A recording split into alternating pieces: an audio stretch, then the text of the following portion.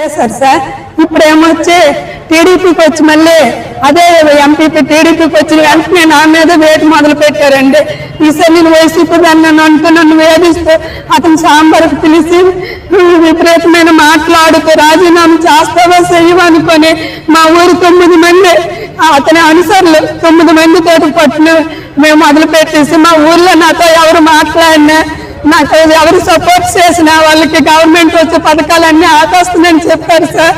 మాకు ఈ ఊర్లో ఒక దీనిలాగా మేము దించి సొట్టేశారు సార్. నిన్ను ఎవరు కాపాడుతారో చూస్తామనేసి మా మేమేమొచ్చి నిఘా పెట్టి నన్ను 9వ తేదీన దండరేయించారండి ఎంక్వైరీ అనేసి.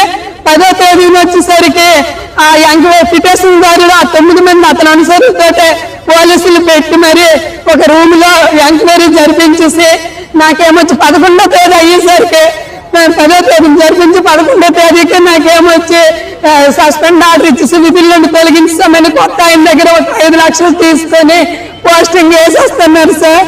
నాకు చాలా అన్యాయంగా ఊర్లో ఎవరు ఏ ఒక్కరు అడిగినా సరే వాళ్ళకి పెన్షన్ ఆపేస్తామని బెదిరించారండి.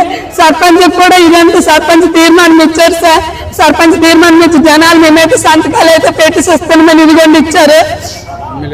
ఎమ్మెల్యే గారి దగ్గరికి వెళ్ళాను సార్. ఎమ్మెల్యే మేడంకి సార్ మేడం ఇదిగోండి ఎంతమంది నాకు సపోర్ట్ చేసి సంతకాలు పెట్టారు, మీరే న్యాయం చేయండి మేడం అని అంటే ఆ పిటిషన్ దాన్ని తీసుకొని వస్తేనే నేను చేయగలను, లేకపోతే నేనేం చేయలేను అనేసి ఎంపీ మీదే పెట్టేస్తాను సార్.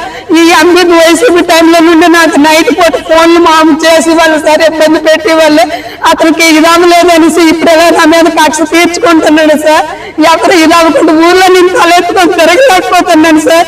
నాకు ఒక పోలియో చెల్లుంది, ఒక అత్తయ్య ముసలావిడ, మాకు తల్లిదండ్రులు ఎవరు లేరు, నేను మా ఆయన 2 పిల్లలు వాళ్ళు పెట్టుకొని ఉంటున్నాను సార్. దానికి పట్టుకొని ఎక్కడికి నేను వెళ్ళలేమనుకుని ఆవిడ దగ్గర ప్రాధాన్యపడినా కూడా ఎవరో ఆ పాపను పోలియో పాపను తీసుకుని వెళ్ళి మేము కనీసం ఇవ్వలేమని అన్నా నేను మాకు అధికారం ప్రాధాన్యపడినా సరే నేనేం మాట్లాడలేను. వాళ్ళ దగ్గరికి వెళ్ళి ఆడుకనిస్తుంది సార్. నాకు ఎవరు న్యాయం చేస్తారు సార్? నేను ఇప్పుడు పోలియో పిల్లలు పట్టుకొని ముసలి అత్తను పట్టుకుని 2 పిల్లలతో 10 సంవత్సరాలు నిన్ను చేసిన పోస్ట్ నీకు ఎవరు కాపాడుతాడో నేను తీసేస్తాను అంటున్నాడు సార్. నేను ఇప్పుడు ఏం చేయాల్సి మీరే న్యాయం చేయండి సార్, లేదంటే నేను ఎక్కడైతే చనిపోతాను సార్. నా మీద ఇటువంటి అభియోగాలు మోపుతున్నారు. నాకు ఊర్లో మాత్రం చాలా హింసిస్తున్నారు సార్. నాతో ఎవరు మాట్లాడలేకపోతే నేను తలెత్తుకొని తిరగలేకపోతున్నాను సార్. నన్ను ఇప్పుడు 10 లక్షలు 5 లక్షలు ఇచ్చాడు, నువ్వు 10 లక్షలు ఇస్తే ఇస్తానంటున్నాడు సార్. నేను ఎలాగే ఇవ్వగలను సార్? మా ఎంపీ బొమ్మి సురేష్ సార్.